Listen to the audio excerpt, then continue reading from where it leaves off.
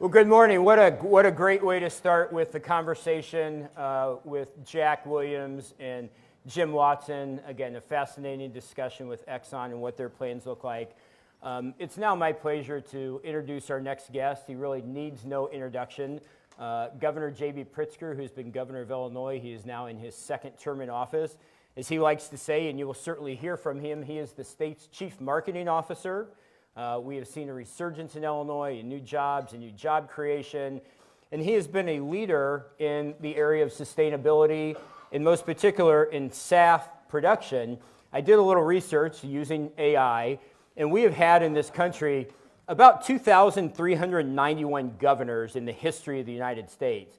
And Governor J.B. Pritzker was the first governor to sign a SAF credit. So there's a little historical knowledge. He is committed to growing industry in Illinois, whether it's agriculture, manufacturing, transportation. You hear it from him every day as the chief marketing officer and the governor. Please join me in welcoming Governor J.B. Pritzker.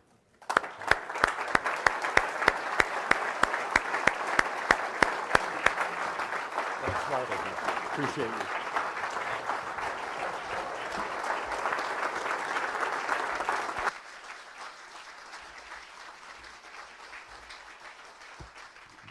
What a great way to wake up. Thank you very much, everybody, and it's really great to welcome all of you. Thank you so much to Mark. Thanks for your leadership and helping us bring industry to Illinois.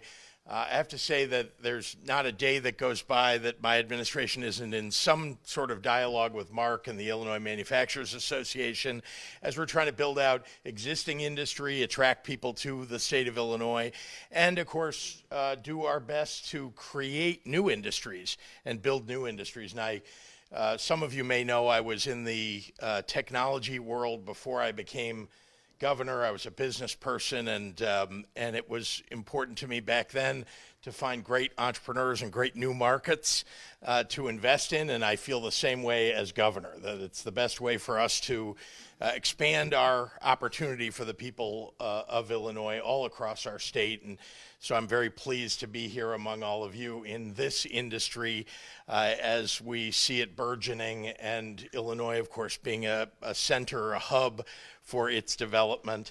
I really am honored to be here as you all showcase the impressive new initiatives that you've taken on in sustainable aviation fuel.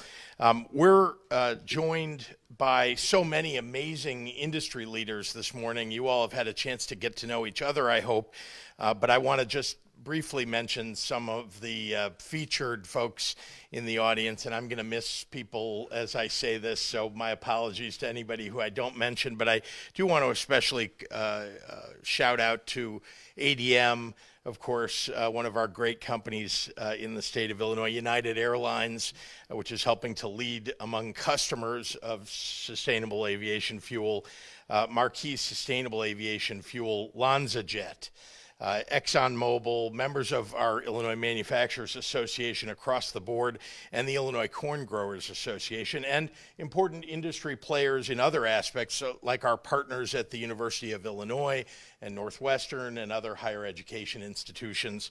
An important priority of mine has been to make Illinois a national leader in clean energy while harnessing the economic benefits across industries.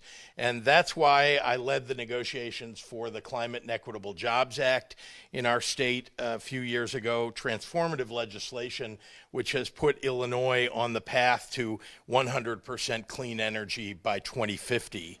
And we've continued to invest in Illinois' biomanufacturers, driving growth and innovation, attracting federal investment in Illinois for that, and of course helping to build our agriculture industry's integration into this next generation of clean energy.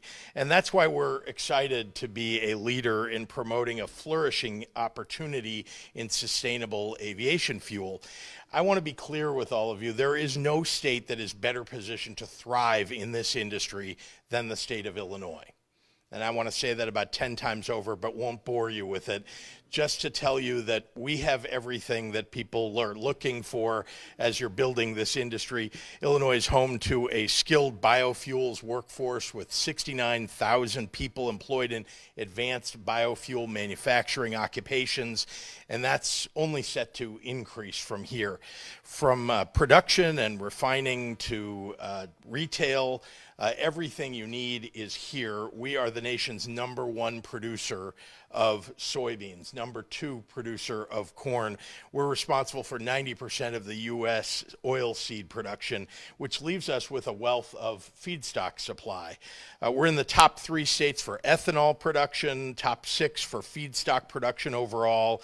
Our geographic location, and I think this is an important point to make, our geographic location, our rebuilt and modernized infrastructure, we got at rebuilding our infrastructure a couple of years before the federal government started throwing money at the states. So we started out with $45 billion here, the largest infrastructure bill in the history of the state, and at the time the largest in the nation, $45 billion for rebuilding our roads and bridges and water ports and airports and broadband and so on.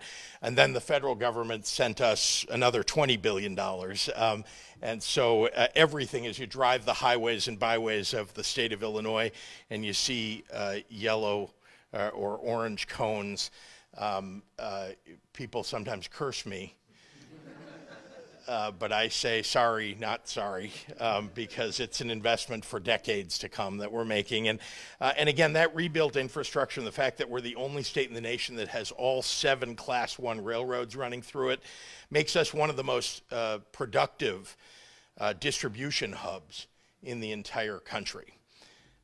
Illinois also boasts 9 international airports, including one of the most connected airports in the world, of course, Chicago's O'Hare International, along with one of the fastest growing cargo airports in the world. That's the Chicago Rockford International Airport, both of which are among the top 15 cargo airports in the United States. O'Hare alone sees 55 million passengers and 9 billion pounds of cargo each year, and our airport customer base continues to grow every day. As Illinois leverages its assets to lead in the sustainable aviation fuel industry, we are also helping to build the market, incentivizing the adoption of SAF. Last year, my partners in the General Assembly, and I really mean that, we've been partnered in this endeavor to build this industry, but my partners in the General Assembly and I passed a new $1.50 per gallon tax credit to support the use of SAF. We're also incentivizing investment in SAF production infrastructure and technology deployment in order to encourage private sector participation in SAF projects, to spur innovation, and to accelerate the transition to sustainable aviation fuels. And at the end of the day, Illinois is really ideally positioned to foster partnerships and drive innovation in sustainable aviation fuels. I want to point out that, again, because of what I did before I became governor, I'm very used to sitting down and making deals to build industry, to build jobs, to grow our economy overall. And I've tried hard to bring those skills to the job as governor every day. And so for companies that are in the audience here today that are thinking about where you're going to put your next facility, where you're going to find the next opportunity to build a bigger company, I want you to know that Illinois is open for business and you ought to come see me in that endeavor. Our SAF ecosystem consists of strong research institutions, big customers, innovative startups, and a deliberately SAF-friendly regulatory environment. By leveraging industry leadership, local expertise, and agricultural resources, companies can accelerate the development and adoption of SAF technologies in Illinois and be part of a thriving, sustainable aviation fuel industry. So I'm really excited to welcome all of you here this morning and to offer the state of Illinois as a partner with you today and in the many years ahead of working with you. Thank you again for having me.